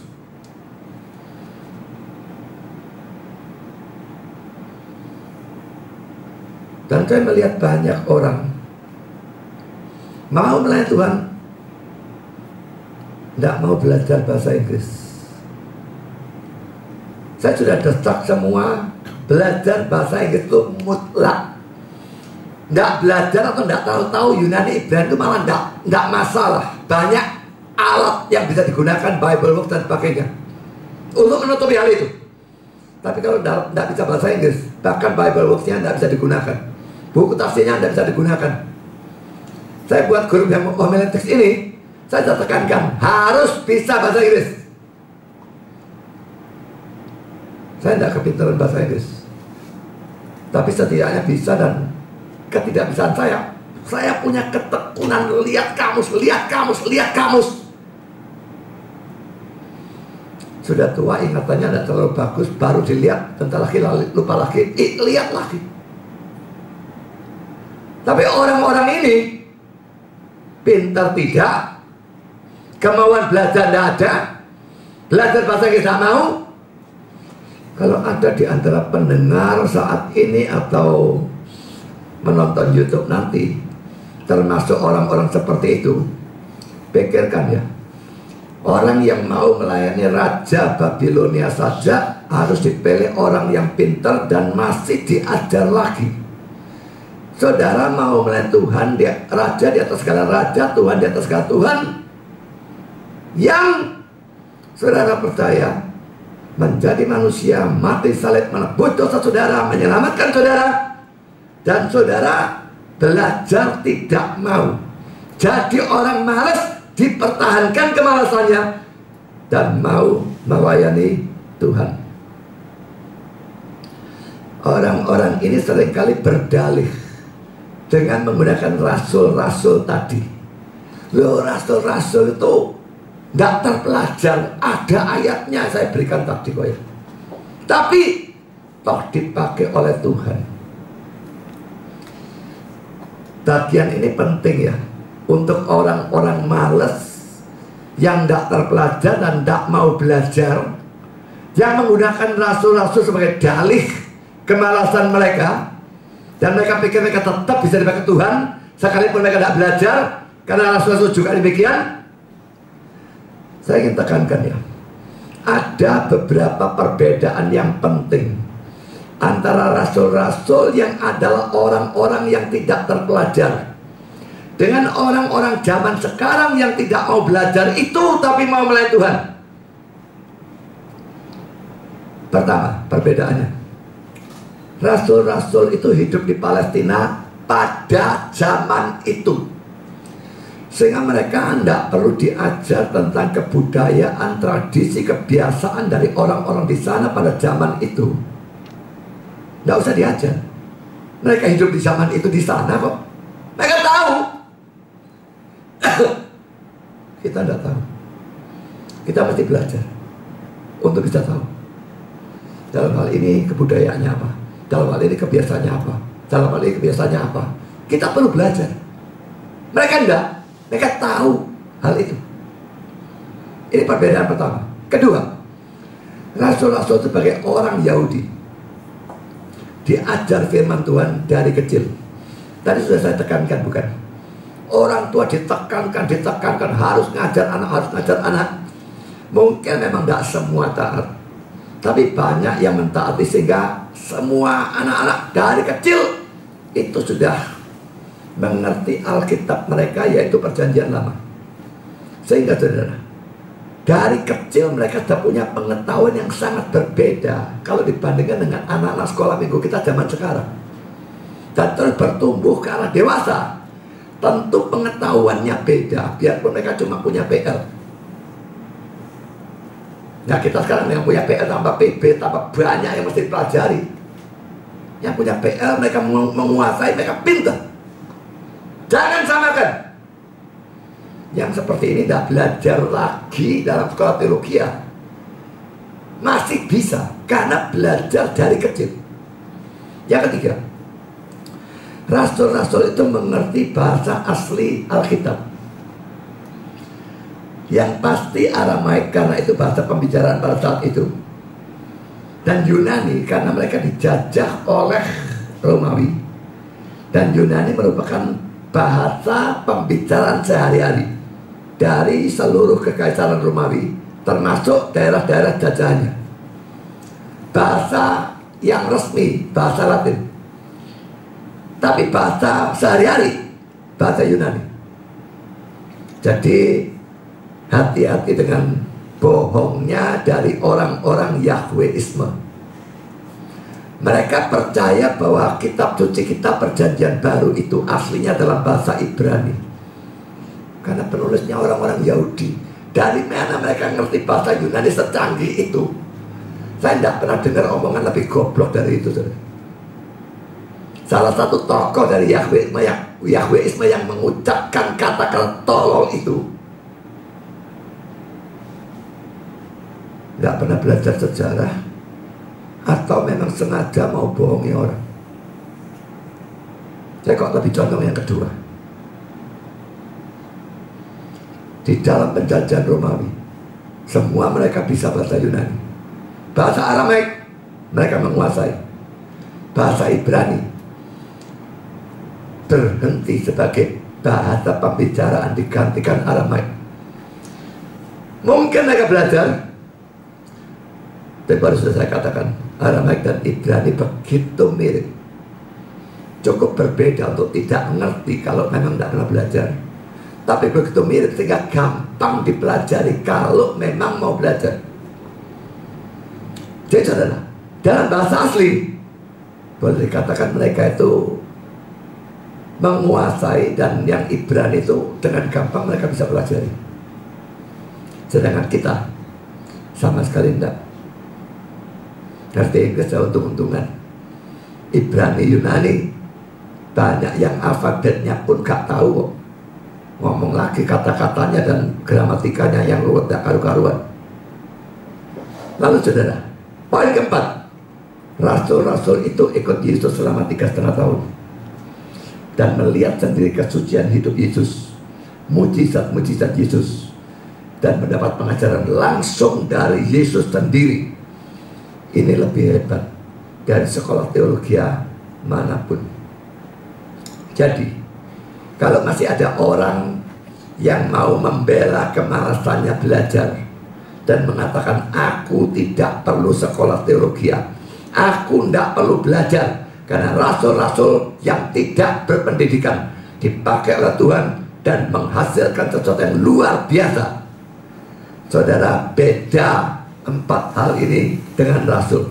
Jadi jangan gunakan alasan bodoh itu. Tidak belajarnya saudara membuat saudara juga cukup bodoh, memberikan alasan yang bodoh yang tidak masuk akal sama sekali. Selain 4 ini saudara, perhatikan komentar Calvin berkenaan dengan Yesus yang memilih orang-orang bodoh atau tak terpelajar sebagai rasul-rasul. Ini kata-kata Calvin. Pada waktu Tuhan kita memilih orang-orang seperti ini, tidak terpelajar maksudnya ya, itu bukanlah karena ia lebih senang orang bodoh daripada yang terpelajar. Seperti beberapa orang fanatik yang senang dengan kebodohan mereka dan berkhayal bahwa makin mereka membenci literatur, makin mereka mirip dengan rasul-rasul. Kata-kata Calvin bagus sekali ya. Orang-orang fanatik dan goblok itu memang banyak yang seperti itu saudara. Mereka berkhayal, makin mereka benci literatur, makin mereka benci buku-buku tafsiran, buku teologi dan sebagainya, makin mereka mirip teman rasul. Tak tahu kalau dilihat dari bulan mungkin mirip. Saya lihat mereka tidak mirip teman rasul babar belas. Saya dalam khotbah-khotbah saya sering kopas-kopas seperti ini. Orang-orang bodoh itu juga yang benci literatur, yang mencela, bisanya cuma kopas. Setidaknya kopas tidak apalagi dari banyak orang seperti ini menunjukkan saya belajar. Tidak seperti mereka yang malas belajar. Yang kritik saya kopas tak blokir semua. Orang-orang goblok yang gak niat belajar, gak usah belajar tulisan saya lah.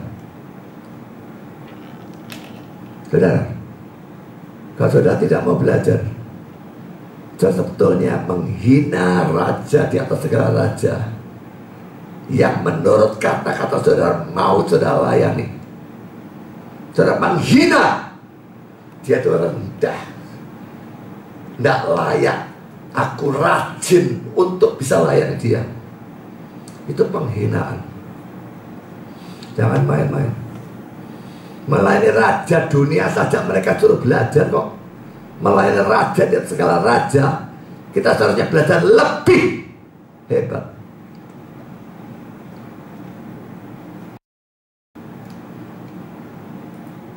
Saya lanjutkan kata-kata Calvin. Selanjutnya atau lebih lagi, sekalipun ia memilih orang-orang yang tidak terpelajar dan bodoh, ia tidak membiarkan mereka dalam keadaan itu. Waktu dipilih bodoh, tapi tidak dibiarkan tetap bodoh. Diajar sama dia. Yang bilang Rasul tidak belajar siapa? Memang tidak sekolah teologi resmi, tidak ada. Tapi diajar oleh Yesus, dan itu lebih dari sekolah teologi manapun. Dan karena itu, apa yang ia lakukan tidak boleh kita pegang sebagai suatu teladan. Seakan-akan sekarang kita harus mentahbiskan pendeta-pendeta. Tabiskan dulu. Yang belakangan akan dilatih untuk melaksanakan tugas mereka. Tidak bisa kalau mengangkat pendeta. Sudah kadang diangkat, ya mau belajar terus gimana? Jadi saudara, angkat pendeta, cari yang pintar, cari yang terpelajar, cari yang rajin belajar, yang tidak afkir mereka. Kalau saudara mendengar khotbahnya, mau cari pendeta suruh khotbah, dan tidak bisa cuma 1-2 kali, banyak kali, 10 kali. Dan pastikan dia khotbahnya tidak nyontek orang.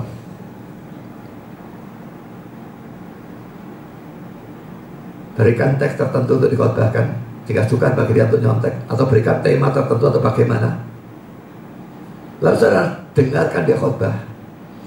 Kalau saudara bukan orang bodoh, saudara akan bisa melihat khotbah itu dia siapkan dengan belajar atau tidak. Kalau saudara tidak bisa membedakan khotbah dari pendeta yang belajar dan dari pendeta yang tidak belajar, ya saudara memang bodoh. Orang normal masih bisa tahu ini orang belajar, ini orang tidak belajar. Saya pernah mengajak cuma 1 kali teman saya waktu di Malang, Hafir, dan saya ajak ke gereja saya. Dia orang pintar.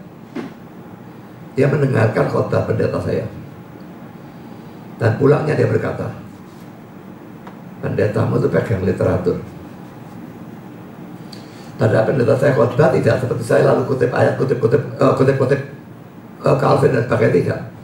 Dia ngajar biasa. Tapi tetap teman saya bisa melihat orang itu pegang literatur. Dan memang iya. Jadi saudara, ini perbedaan yang lain lagi. Rasul-rasul dipilih memang orang tidak terpelajar, bodoh. Tapi Yesus tidak biarkan mereka dalam kebodohan mereka. Yesus mengajar mereka. Jadi apakah terus mereka bodoh? Tidak juga. Kalau memang IQ mereka kalah dengan Paulus memang. Tapi pengertian tentang firman dan sebagainya, mereka maju mendapatkan pengajaran dari Yesus sendiri. Jadi saudara, sebetulnya orang bodoh dalam arti tidak terpelajar tidak masalah. Semua orang dari awalnya ya tidak terpelajar. Waktu saya dipanggil Tuhan, pertama-tama jadi apa Tuhan? Saya kira saat itu saya masih bingung kalau nyari Alkitab. Kitab ini, kitab itu, waduh, tidak tahu apa-apa, tidak terpelajar. Tapi saya mau belajar. Maka Tuhan tetap bisa pakai orang yang seperti itu. Tidak ada orang dicari langsung tahu-tahu sudah terpelajar, sangat terpelajar. Lu mujizat dari mana? Tidak ada. Kalau dia sudah lulus dan masih kurang terpelajar, baru lulus S1 apalagi dalam negeri, sebetulnya tidak ada apa-apanya saudara. Tapi asal dia mau belajar dan majelis mau supply dengan buku-buku yang dia butuhkan, maka tidak ada masalah. Yang penting orangnya mau belajar, rutin, disiplin belajar dan sebagainya. Saudara, kalau saudara mau melayani Tuhan, bahkan bukan sebagai pendeta, sebagai guru sekolah minggu, sebagai majelis, Sebagai apapun, saudara harus mau sungguh-sungguh belajar. Kalau enggak, saudara menghina raja di atas segala raja yang saudara layani. Maukah saudara belajar? Dan apakah kemauan itu saudara buktikan betul-betul secara fakta? Belajar buku, belajar khotbah, dan sebagainya, dan sebagainya.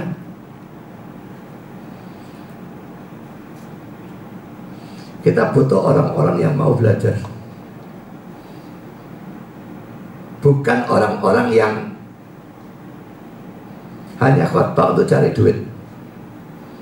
Kalau hanya khotbah untuk cari duit, dia akan khotbah sebanyak-banyaknya, dan dia tidak akan ada waktu untuk belajar untuk menyusun khotbah itu. Dalam grup homiletik saya, sudah saya katakan, saya akan ngajar sistem saya. Dan saya sudah memberikan contoh. Pertama, Lukas 17, 11-19. Ayo kali sendiri, dapat berapa sih? Kedua, ayo kita belajar sambil lihat buku tafsirannya Eden Clark. Ketiga, pakai bukunya Matthew Henry. Baru tiga, saya kok sudah melihat yang menonton itu turun. Kalau sampai 10, mungkin tersisa 10 atau kurang dari itu.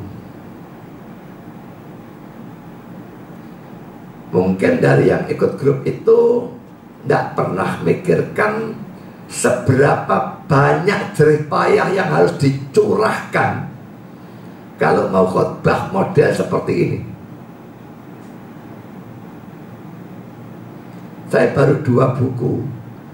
Kalau ada orang-orang yang sudah, waduh, wis angkat tangan, ya saudara memang tidak niat. Saya biasanya pakai 7, 8, bisa 10, bisa lebih buku untuk membuat khotbah. Laki-laki bukan pamer, saudara.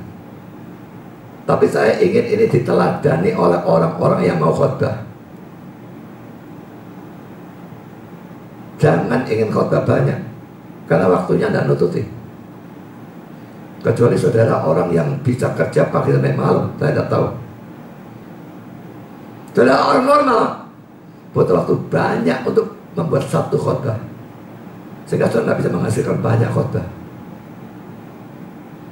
Jadi pelayanan khotbah itu harus sedikit, kecuali ini khotbah-khotbah numpuk banyak seperti saya.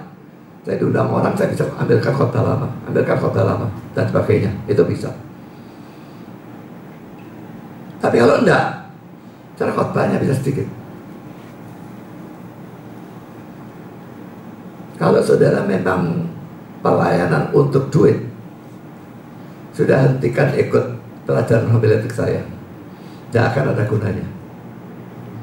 Saya ajak saudara untuk belajar dengan sungguh-sungguh dalam mempersiapkan setiap khotbah, sehingga menjadi khotbah yang bermutu. Saudara jangan cari duit, cari kerajaan Allah dan kebenarannya. Itu yang diharuskan. Utamakan Tuhan di atas segala-galanya, dan Dia akan mencukupi keuangan itu. Apa dia tidak tahu saudara butuh duit? Saudara cari dengan mengorbankan mutu khotbah saudara. Saudara tidak mengutamakan Tuhan. Saudara mengutamakan diri saudara sendiri.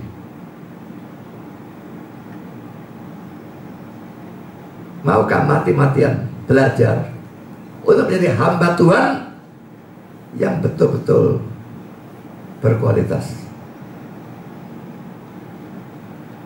Bahkan orang-orang yang debat ya,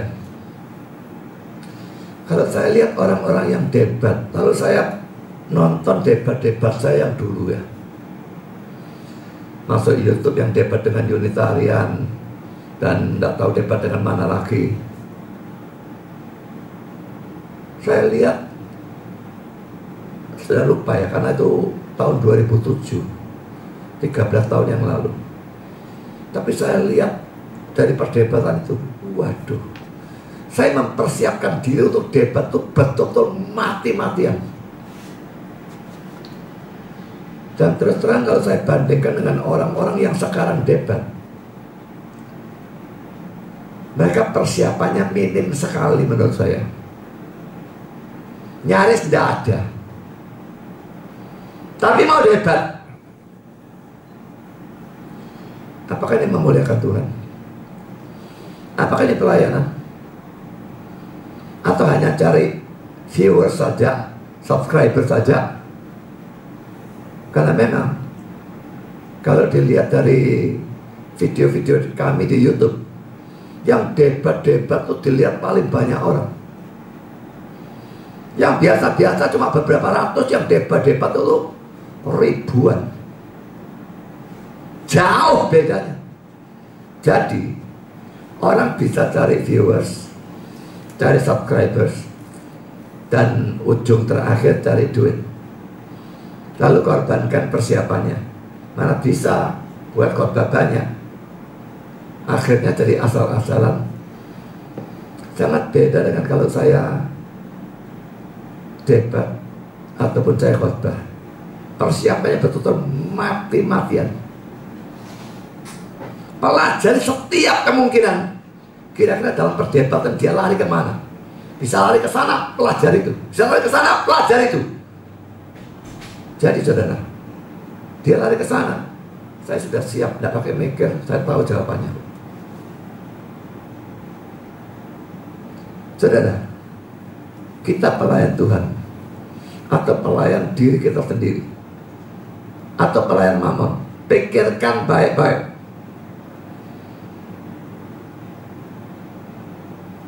Saya akan mengakhiri khotbah ini dengan dua buah kutipan. Yang pertama kata-kata John Stott, tidak seorang pun akan pernah menjadi seorang pelayan firman Allah yang baik kecuali ia pertama-tama menjadi seorang murid atau pelajar. Ini dikutip dari Calvin. Spurgeon mempunyai keyakinan yang sama. Ia yang telah berhenti untuk belajar, telah berhenti untuk mengajar. Ia yang tidak lagi menabur dalam belajar, tidak lagi akan menuai di mimbar. Gereja-gereja juga tidak bisa membebani pendeta-pendeta mereka dengan banyak pelayanan-pelayanan yang sekunder, yang rapat lah, yang besuk lah, yang ini, yang itu, yang gak karu-karuan. Saya 95% kalau tidak lebih waktu saya gunakan untuk belajar dan mengajar.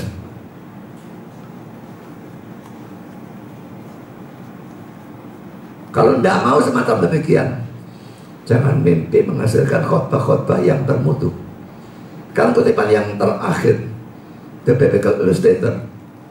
Mereka adalah guru-guru atau pengajar-pengajar yang berbahaya, yang tidak pernah menjadi pelajar-pelajar. Jadi kalau tidak pernah jadi pelajar, tidak pernah belajar, mereka jadi guru yang berbahaya. Pada waktu mereka tidak mau menjadi pelajar-pelajar dari kebenaran, mereka menjadi guru-guru atau sarjana-sarjana dari kesalahan. Pikir baik-baik saudara. Berhenti belajar, itu risikonya saudara tersesat. Dan kalau saudara tersesat, saudara mengajarkan yang sesat, saudara mengajar orang-orang banyak ke arah yang sesat. Semua hamba Tuhan, bahkan semua orang Kristen, saya ajak, mari kita belajar. Dan kita belajar mati-matian. Karena kita melayani bukan raja duniawi, tapi raja di atas segala raja, Tuhan kita Yesus Kristus. Dan dia layak, lebih dari layak, mendapatkan jerih payah kita sampai titik darah yang terakhir. Tuhan memberkati saudara. Amin.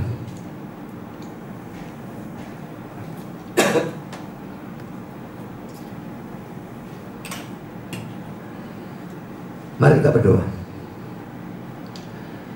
Bapa di surga, terima kasih kami sudah boleh mendengar sebagian firman.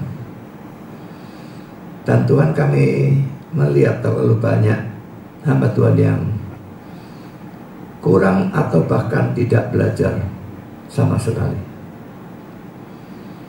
Kami berdoa untuk mereka, terutama mereka yang sebetulnya punya karunia, tetapi tidak ada kerajinan, tidak ada ketekunan, motivasi yang salah, yang hanya mencari duit dan sebagainya.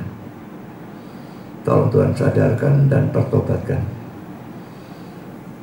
Kami membutuhkan jauh lebih banyak hamba Tuhan yang punya doktrin yang benar, punya karunia-karunia yang bagus dalam mengajar, dalam berkhotbah, dalam menulis, dalam berdebat. Tetapi kami juga membutuhkan mereka-mereka yang betul-betul mati-matian belajar, sehingga menghasilkan pelayanan-pelayanan yang betul-betul bermutu, bukan yang hanya asal-asalan. Terima kasih Bapa, dalam nama Yesus kami berdoa. Amin.